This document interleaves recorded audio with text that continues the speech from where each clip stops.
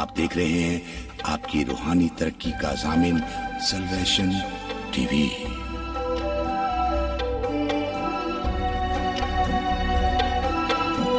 یرمیہ اور اس کا 18واں باب جو 23 آیات پر مشتمل ہے۔ خداوند کا کلام یرمیہ پر نازل ہوا کہ اٹھ اور کمہار کے گھر جا اور میں وہاں اپنی باتیں تجھے سناؤں گا۔ تب میں کمہار کے گھر گیا اور کیا دیکھتا ہوں کہ وہ چاک پر کچھ بنا رہا ہے۔ اس وقت وہ مٹی کا برتن جو وہ بنا رہا تھا اس کے ہاتھ میں بگڑ گیا۔ تب اس نے اس سے جیسا مناسب سمجھا ایک دوسرا برتن بنا لیا۔ تب خداوند کا یہ کلام مجھ پر نازل ہوا کہ اے اسرائیل کے گھرانے، کیا میں اس کمہار کی طرح تم سے سلوک نہیں کر سکتا ہوں؟ خداوند فرماتا ہے، دیکھو جس طرح مٹی کمہار کے ہاتھ میں ہے، اسی طرح اے اسرائیل کے گھرانے تم میرے ہاتھ میں ہو۔ تو آج ہم کلام مقدس میں سے 2 باتیں سیکھیں گے، 5ویں اور 6ٹھی آیت میں۔ پہلی بات کہ یہ ورد ہمیں یاد دلاتا ہے کہ ہم خدا کے ہاتھ میں ہیں۔ یہ پہلی بات سیکھیں گے آج کا کلام۔ یہ ورد ہمیں یاد دلاتا ہے کہ ہم کس کے ہاتھ میں ہیں؟ قادر مطلق۔ میں ساتھ یہ لفظ لگاتا ہوں تاکہ آپ کے لیے آسان ہو جائے۔ ہم کوئی دیوتا کے ہاتھ میں نہیں ہیں، ہم کسی ایسے خدا کے ہاتھ میں نہیں ہیں جو انسانوں کا بنا ہوا ہو۔ ہم قادر مطلق خدا کے ہاتھ میں ہیں۔ ہم اس پر غور کریں گے۔ دوسری بات کہ یہ ورد ہماری رہنمائی کرتا ہے کہ ہم خدا سے کہیں کہ اے خدا، جو شیپ جو شکل تو میری بنانا چاہتا ہے میں حاضر ہوں، لیکن یہاں تک تو ہم دعا کرتے ہیں، لیکن اس کے لیے شرط یہ ہے کہ آپ سرنڈر ہو، اپنے آپ کو وڈرا کر لیں۔ تب خدا جو شکل وہ بنانا چاہتا ہے اسی طرح، جس طرح کمہار جو مٹی سے برتن بنانا چاہتا ہے، اسی طرح وہ اپنی مرضی سے آپ کو ایک ایسا انسٹرومنٹ بنائے گا، ایک ایسا برتن بنائے گا جس برتن سے خدا کے نام کو کیا ملے گا؟ جلال ملے گا، اور لوگوں کو برکت ملے گی، آپ کے خاندان کو برکت ملے گی۔ یہ 2 باتوں پر ہم غور کریں گے۔ سو بچے بڑے سب بڑی توجہ کے ساتھ کلام مقدس کو سیکھیں۔ آئیں، پہلی بات کہ یہ ورد ہمیں یاد دلاتا ہے کہ ہم خدا کے ہاتھ میں ہیں۔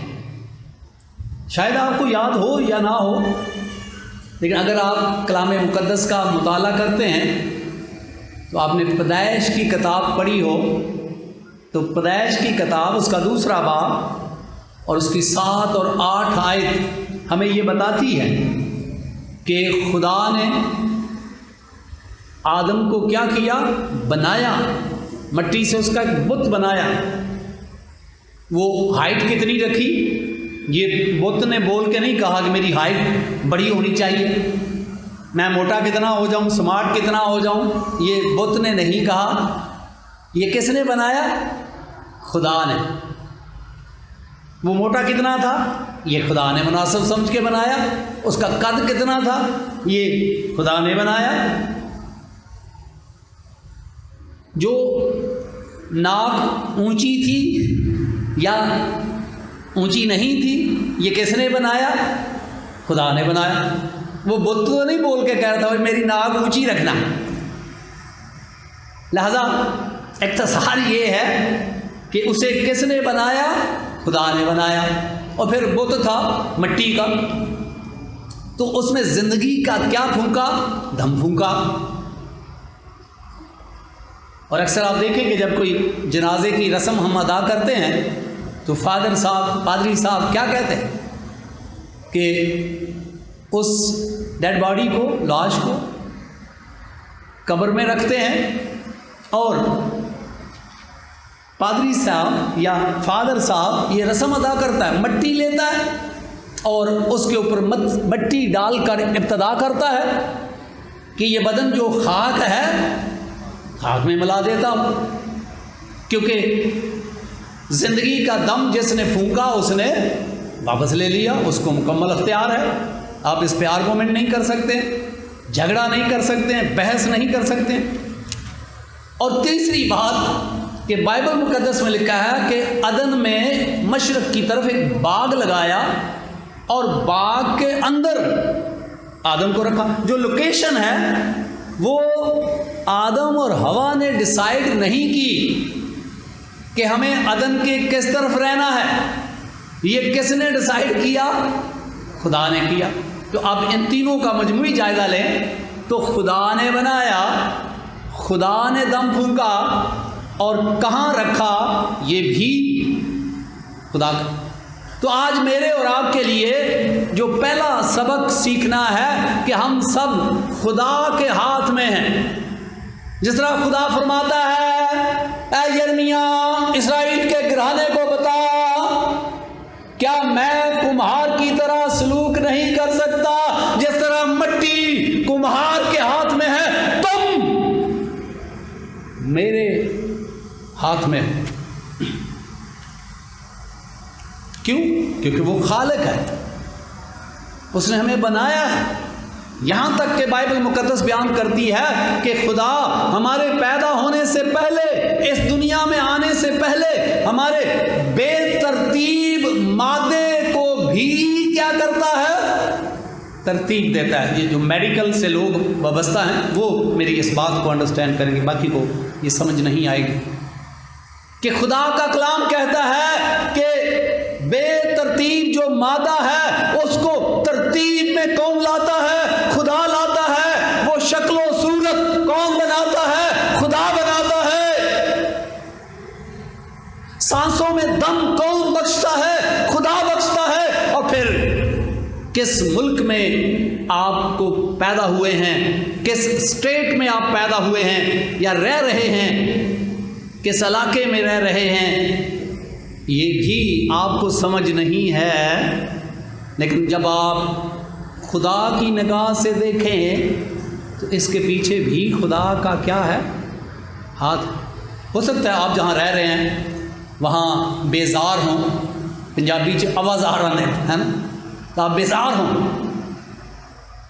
لیکن آپ بیزار ہوں یا نہ ہوں، آپ دیکھیں کہ آپ جس علاقے میں رہ رہے ہیں، یہ پاکستان ہے ملک ہمارا، اور ہم صوبہ سندھ میں، اسٹیٹ جو ہے صوبہ سندھ ہے، اور سندھ میں ہم کراچی میں رہ رہے ہیں، اور کراچی میں ہم اورنگی ٹون کے علاقے میں رہ رہے ہیں. آپ کبھی جھگڑتے ہوں گے خالق خدا کے ساتھ کہ میں اورنگی ٹون میں کیوں رہ رہی ہوں؟ میرے ماں باپ کو اگر وہ اسلام آباد میں ہوتے تو آج میں بھی اسلام آباد میں ہوتا،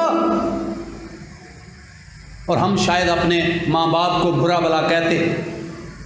لیکن ہم بھول جاتے ہیں کہ خالق خدا نے ہمیں پیدا کیا ہے، خالق خدا نے ہمیں یہ دم بخشا ہے، خالق خدا نے کہاں مجھے رہنا تھا وہاں رکھا ہے. اور شاید آپ کو اب سمجھ نہ آئے، لیکن جب آپ کی روحانی آنکھیں کھلیں تو آپ جہاں جس علاقے جس ملک میں رہ رہے ہیں، یہ خدا کا وہاں رکھنے کا کیا ہے؟ مقصد. ایک میں اشارہ آپ کو دلاؤں تو پرانے زمانہ میں بادشاہ جو شادیاں کرتے، جیسے ملکہ بناتے، خوبصورت ترین لڑکیاں ڈھونڈتے، انتخاب کرتے، اور آپ واقف ہو گئے ہوں گے آستر ملکہ. تو جب وقت آیا تو مردگی نے اس سے کہا کہ بادشاہ کے پاس جا. تو وہ کہنے لگی وہ مار دے میں مر جاؤں گی. تو اس نے کہا تو نہیں جانتی کہ اسی وقت کے لیے اس نے تجھے ملکہ صرف بادشاہ کی خوشیوں کے لیے نہیں بنایا، اپنی قوم کو بچانے کے لیے. اس اقتدار پر جو عزت دی وہ خدا کا کیا ہے؟ مقصد ہے. تو ہم کبھی کبھی ایسے ہی بولتے ہیں جی میری عزت بڑھ گئی، میں فلاں جگہ پہ چلا گیا، مجھے یہ پوسٹ مل گیا. ہم بھول جاتے ہیں کہ اس کے پیچھے کس کا ہاتھ ہے؟ خدا کا۔ خدا نے ابراہیم سے وعدہ کیا تھا اور اس کے خاندان کو بچانا تھا۔ اب خاندان کو بچانے کے لیے کال اور دیگر باتیں تھے، تو ایک بچے کو استعمال کیا، یوسف کو استعمال کیا۔ یہ یوسف جو بادشاہ بن گیا ایسے ہی نہیں بن گیا، یہ خدا نے جو وعدہ کیا تھا اس وعدے کو پورا کرنے کے لیے خدا یوسف کو استعمال کرتا، اور پھر ایک وقت آتا کہ وہ دوسرے درجے کا ملک مصر کا حاکم بن جاتا اور اس وقت کے لوگوں کو بھی بچاتا اور خاص طور پر اپنے خاندان کو بچاتا۔ یاد رکھیں پہلی بات کہ میرے اور آپ کے اوپر کس کا ہاتھ ہے؟ خدا کا۔ ہم مٹی کی طرح خدا کے ہاتھ میں، اور مٹی کو کوئی رائٹ نہیں ہے کہ برتن بنانے والے مالک سے کیا کرے؟ جھگڑا کرے۔ آپ کرتے ہوں گے، لیکن بائبل مقدس کے مطابق یہ مالک کا کام ہے، اور خدا ہمارا کیا ہے؟ مالک۔ اس نے مجھے بنایا ہے اور اس نے مجھے سانسیں بخشی ہیں۔ اگر ابھی کھڑے کھڑے خدا میری سانسیں الگ کرے اور میں نیچے گر جاؤں گا، اور پھر آپ میرے جنازے پہ ہوں گے، اور جو بھی پادری صاحب میرا جنازہ کرے گا وہ مٹی لے گا اور یہ کہے گا کہ ہم اس بدن کو جو خاک ہے خاک میں ملا دیتے۔ تو یہ یاد رکھنا ہے کہ میں قادر مطلق کے ہاتھ میں، اور جہاں اس نے مجھے رکھا ہے اس کے پیچھے اس کے مقاصد ہیں۔ آپ اس کو انڈرسٹینڈ کرنے کی کیا کریں؟ کوشش کریں، دعا مانگیں خدا سے، اور کبھی بھی اپنے آپ کو خدا کی قدرت سے باہر نہ سمجھیں۔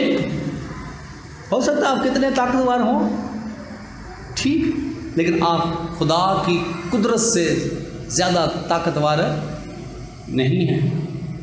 اس لیے یہ پہلا سبق ہے میرے اور آپ کے لیے کہ ہم سب اس ورد کے مطابق خدا کے ہاتھ میں ہیں۔ وہ ہمارا خالق ہے، اس نے ہمیں پیدا کیا ہے، اور جو شکل ہمیں دی ہے ہم اس سے مطمئن ہوں، کیونکہ یہ خدا کی مرضی ہے۔ آپ دیکھیں کہ علیشا نبی کے سر پر بال نہیں تھے اور بچے تنگ کر رہے تھے۔ میں بھی ہو سکتا ہے ایک دفعہ نہیں کہا بلکہ پیچھا کر رہے تھے، وہ گنجے سر والے، وہ گنجے سر والے، نبی کو کہہ رہے۔ تو میں ایک دن سوچ رہا تھا، خیال آ رہا تھا کہ خدا تو قادر مطلق ہے، اور یہ کوئی عام آدمی نہیں ہے، نبی ہے خدا کا، اور ڈبل روح ہے اس کے اندر ایلیا کی۔ تو خدا فوری طور پر اس کے بال نکل آتے اور وہ اپنے بالوں پر ہاتھ مارتا، تو وہ ویری نائس۔ تو بچوں کو کہتا ذرا آنکھیں کھول کے دیکھو، میں گنجا نہیں ہوں، لیکن ایسا نہیں ہوا۔ وہ بچے مسلسل پیچھا کرتے، تنگ کرتے، تب اس نے ان بچوں پر لعنت کی، تو 2 رچنیاں نکلی، 42 بچوں کو کیا کر دیا؟ ہلاک کر دیا۔ خدا قادر مطلق ہے۔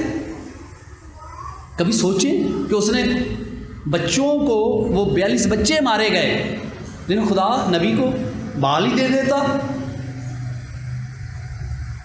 تو آج اس سے میں اور آپ بھی ایک سبق سیکھیں چلتے چلتے کہ آپ کسی دوسرے چہرے کی حقارت نہ کریں، کسی کے سر کے بال نہ ہو، یہ خدا کی مرضی ہے، اس نے اس طرح پیدا کیا ہے۔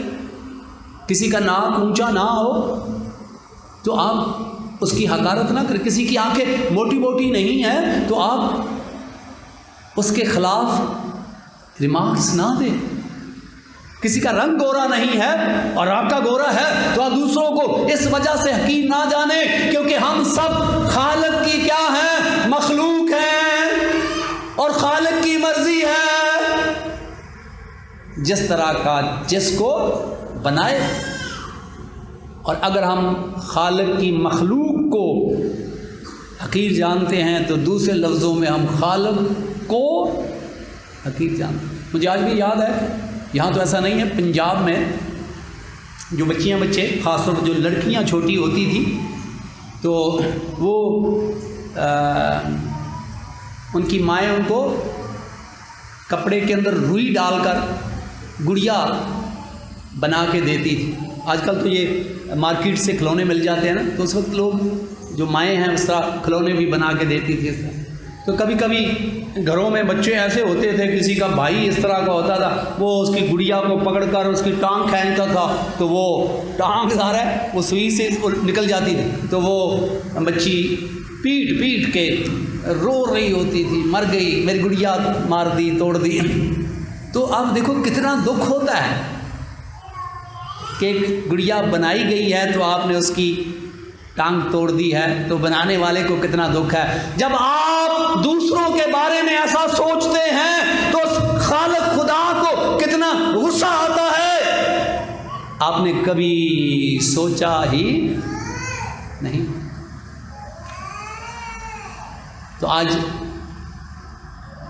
बराए मेहरबानी मैं और आप गौर करें, मैं और आप भी किसके हाथ में है? हम खुदा के हाथ में। किस तरह? जिस तरह मट्टी किसके हाथ में है? कुम्हार के हाथ में, उसी तरह हम खुदा के हाथ में है। वो जो चाहे इस मट्टी के साथ करे। मट्टी को राइट नहीं है कि अपने खालिक के साथ क्या करे? झगड़ा करे। तो आज के बाद मैं और आप इस असूल पर ज़िंदगी बसर करें। खुदा फरमाता है कि क्या मैं कुम्हार की तरह सलूक नहीं कर सकता? ऐ बनी इस्राएल के लोगों, तुम मेरे हाथ में हो। और आज खुदा यीशु मसीह, खुदा बाप हमको कहता है तुम मेरे हाथ में हो, जिस तरह मट्टी कुम्हार के हाथ। दूसरा सबक, यकीनन आप दुआ करेंगे या करते होंगे कि खुदा मुझे जो तू बनाना चाहता है वो बना। तो खाली दुआ करने से काम नहीं चलेगा। हो सकता है आप 70 साल से दुआ कर रहे हो, लेकिन आप सोचेंगे खुदा पता नहीं सुनता नहीं है। लेकिन दुआ के साथ ज़रूरत है कि आप क्या करें? आप अपने आप को खुदा के सुपुर्द करें। सरेंडर आवर लिव्स, अपनी जिंदगियों को खुदा के आगे झुकाएं। सरेंडर मीन होता है to stop fighting and accept defeat. जब आप किसी के आगे सरेंडर होते हैं तो पहली बात यह है कि आप फाइटिंग को बंद कर रहे हैं, रेजिस्टिंग को बंद कर रहे हैं। मज़ामत जो कर रहे थे वो दूसरे शख्स के साथ वो बंद कर रहे हैं और अपनी शिकस्त को क्या कर रहे हैं? कबूल कर रहे हैं। इसका मतलब है सरेंडर। यानी किसी कुव्वत के आगे झुक जाना, हथियार डाल देना। तो जब हम दुआ करते हैं कि खुदा मुझे जैसा तू बनाना चाहता है बना, लेकिन जो मेरा काम है वो हम करते नहीं हैं कि हमें क्या करना है? हथियार डालने हैं, मज़ामत बंद करनी है, रेजिस्ट नहीं करना है, मुकाबला नहीं करना है खुदा का। जब मट्टी कुम्हार के हाथ में रेजिस्ट करेगी तो जो बर्तन कुम्हार बनाना चाहता है वो बना लेगा। बताओ भाई, ओ बोलो। फिर वो होगा जो यहाँ लिखा है कि वो जो कुम्हार बना रहा था वो मट्टी क्या हो गई? बिगड़ गई। और जो कुम्हार बनाना चाहता था वो नहीं बनाया, कोई दूसरा बर्तन बना दिया। तो आज खुदा के कलाम में मेरे और आपके लिए है कि दुआएं तो आप करते होंगे, लेकिन आज अपने आप को खुदा के हुजूर सरेंडर करें, हथियार डाल दें, फाइटिंग बंद कर दें, خدا کے بندہ پالوس کی طرح کہیں اب میں زندہ نہ رہا بلکہ مسیح مجھ میں زندہ ہے، تب آپ دیکھیے گا کہ خدا آپ کی جو آپ کو مولڈ کر کے جو شیپ آپ کی بنائے گا وہ اپنے بیٹے خداوند یسوع مسیح کی مانند بنائے کہ ہم اس کی طرح فرما بردار بن جائیں، جس طرح یسوع مسیح نے کہا کہ میں زمین پر اس لیے آیا ہوں تاکہ میری مرضی نہیں بلکہ میرے بھیجنے والے کی مرضی پوری ہو۔ اور ہم دعائے ربانی میں پڑھتے ہیں کہ اے خدا جس طرح تیری مرضی آسمان پر پوری ہوتی ہے ادھر پڑوسی کے گھر میں، میرے گھر میں نہیں، تو آج کے کلام کے مطابق میری زندگی میں، اور یہ جب تک آپ ہتھیار نہیں ڈالیں گے خدا کی مرضی پوری نہیں ہوگی۔ اب ہم آخر میں یہ دیکھتے ہیں کہ جب آپ خدا کے آگے سرنڈر نہیں ہوتے ہیں تو خدا کرتا کیا ہے؟ آئیں کیسے پھر آپ کو سیدھا کرتا ہے؟ اس کے لیے بھی 3 باتیں ہم خدا کے کلام میں سیکھتے ہیں۔ پہلی بات کہ ہو سکتا ہے کہ آپ ویسے ہی پہلے ہی بہت خدا کے قریب ہوں اور خدا کے ساتھ بڑی وفاداری سے چل رہے ہوں اور خدا آپ کی اور کانٹ چھانٹ کرتا ہے، تو جو ٹرائل ہیں، آزمائشیں ہیں وہ آتی ہیں تو وہ گناہ کا باعث نہیں ہوتی ہیں، وہ اس لیے آتی ہیں تاکہ آپ اور زیادہ پھل لائیں۔ بائبل مقدس میں لکھا ہے کہ جو ڈالی پھل لاتی ہے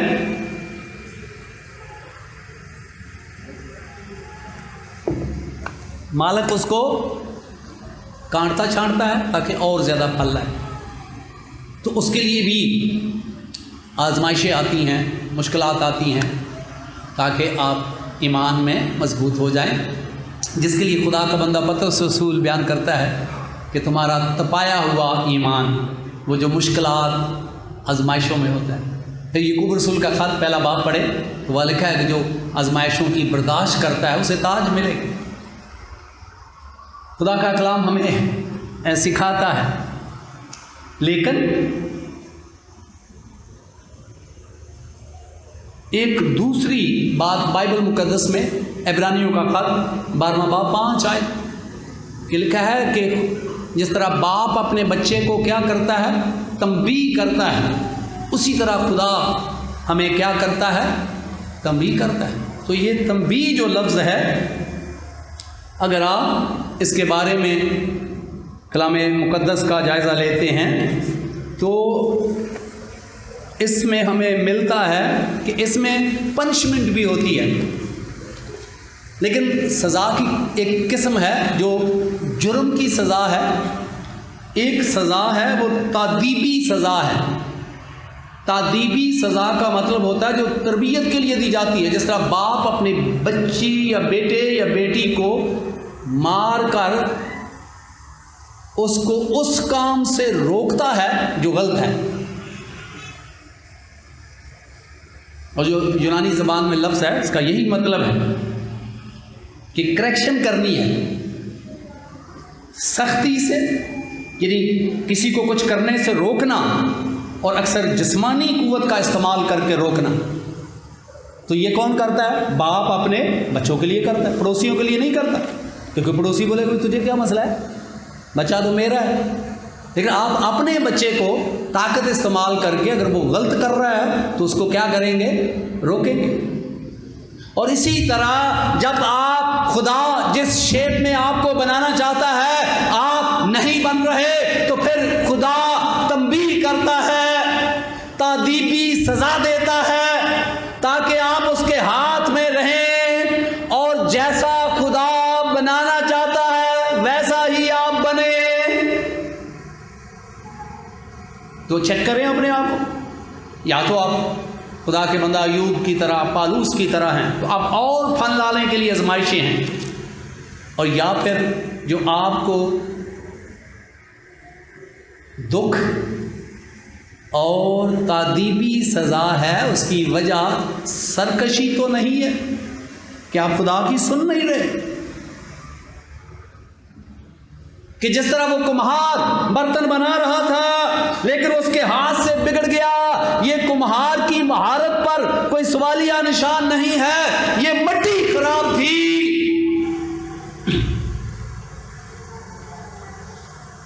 تو آج مجھے اور آپ کو چیک کرنا ہے کہ کبھی کبھی ہم سمجھ نہیں پاتے ہیں تو پھر خدا تادیبی سزا دیتا ہے، جس سے ہمیں وارن کرتا ہے کہ وہ ریزسٹ نہ کریں، میرا مقابلہ نہ کریں، بلکہ اپنے آپ کو میرے ہاتھوں میں مکمل طور پر کیا کر دیں، چھوڑ دیں، تاکہ جو میں چاہتا ہوں وہ بناؤں۔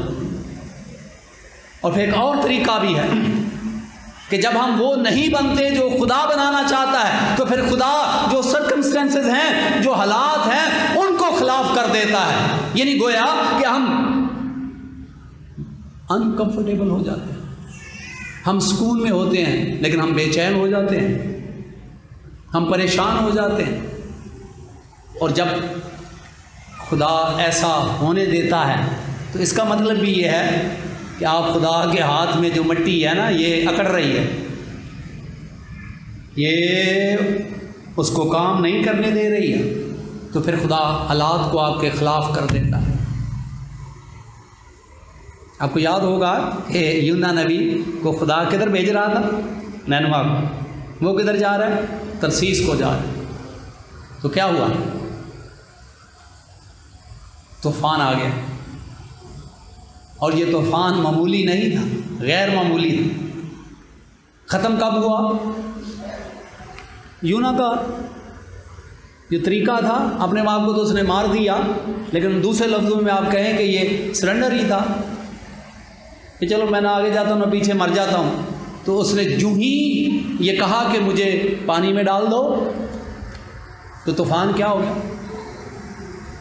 اس وقت جب اس نے کہا کہ پانی میں ڈال دو، سب دعا کر رہے تھے اپنے اپنے دیوتا سے۔ اس نے دعا نہیں کی ہے، پڑھیں بائبل کو۔ یہ مچھلی کے پیٹ میں جا کے دعا کر رہا ہے، یہاں دعا اس نے کوئی نہیں کی۔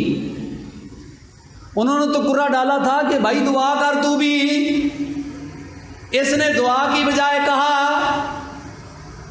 کہ مجھے کیا کرو، سمندر میں پھینک۔ بھائی ادھر دعا کرتا خدا میں واپس چلا جاؤں گا، ٹھیک۔ تو میرے خیال میں، یہ میرا خیال ہے کہ جس مچھلی کی ڈیوٹی خدا نے لگائی تھی، اس مچھلی کو خدا کہتا بھائی چھٹی کر، بندہ کی ہو گیا، سدھر گیا، جو شیپ اس کی میں بنانا چاہتا تھا وہ مان لیا اس نے، لیکن اس نے دعا نہیں کی، بلکہ اپنے آپ کو کہا کہ مجھے پھینک دو۔ جو ہی پھینکا، جو طوفان تھا وہ گیا ہو گیا، تھم گیا۔ آج میری اور آپ کی زندگیوں میں بھی طوفان آ سکتے ہیں، لیکن ہم سمجھ نہیں رہے ہیں۔ خدا ظالم نہیں ہے، خدا را یہ مت سوچیں، مت خیال کریں کہ اب میرے ساتھ زیادتی ہو رہی ہے، میرے ساتھ ظلم ہو رہا ہے، یہ آپ کی سوچ ہے۔ بائبل مقدس کا خدا ایسا نہیں ہے، وہ آپ سے پیار کرتا ہے، اور وہ آپ کی شکل وہ بنانا چاہتا ہے تاکہ ہم اس کے بیٹے کی مانند بنیں، یسوع مسیح کی مانند بنیں۔ اور اس کے لیے جب ہم سنتے نہیں تو پھر وہ ان چیزوں کا استعمال کرتا ہے، تادیبی سزا دیتا ہے، حالات کو ہمارے اگینسٹ کر دیتا ہے تاکہ ہم بے چینی محسوس کریں اور ہم خدا کے ہاتھ میں اپنے آپ کو دے دیں۔ آئیں آج اگر آپ بے چین ہیں، اگر آپ مطمئن نہیں اپنی لائف سے،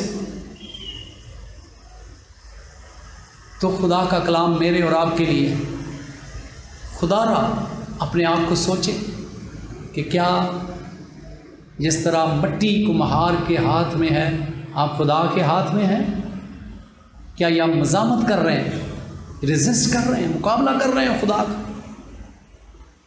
تو آئیں آج اپنے آپ کو خدا کے حوالے کر سارے معاملات کہ خدا میں تیرے ساتھ لڑ لڑ کر تھک گئی ہوں، تھک گیا ہوں۔ آپ دیکھیں کبھی کبھی ہم تھک جاتے ہیں، کیسے تھک جاتے ہیں؟ خدا کے ساتھ لڑ لڑ کے تھک جاتے ہیں اور پھر دعائی بند کر دیتے ہیں۔ لیکن آئیں آج خدا سے کہیں کہ خدا میں نے بہت فائٹ کی ہے تیرے ساتھ، لیکن آج میں نے ہتھیار ڈال دیے، جو تو چاہتا ہے ویسا مجھے بنا، جہاں تو مجھے رکھنا چاہتا ہے، جس ملک میں، جس علاقے میں، جس ایریے میں، میری نہیں بلکہ آپ دیکھیں کہ آپ جہاں بھی رہیں گے آپ سکون کے ساتھ زندگی کے ایام کو پورا کریں گے۔ خدا یسوع مسیح مجھے اور آپ سب اس کلام کو قبول کرنے کی توفیق عنایت فرمائے، آمین۔ آئے ہم سب اپنے سروں کو جھکائیں، تھوڑی دیر اپنی زندگی پر غور کریں کہ شاید آپ بھول گئے ہوں آپ کے پاس کتنی طاقت آ جائے، لیکن آپ خدا کے ہاتھ میں ہیں۔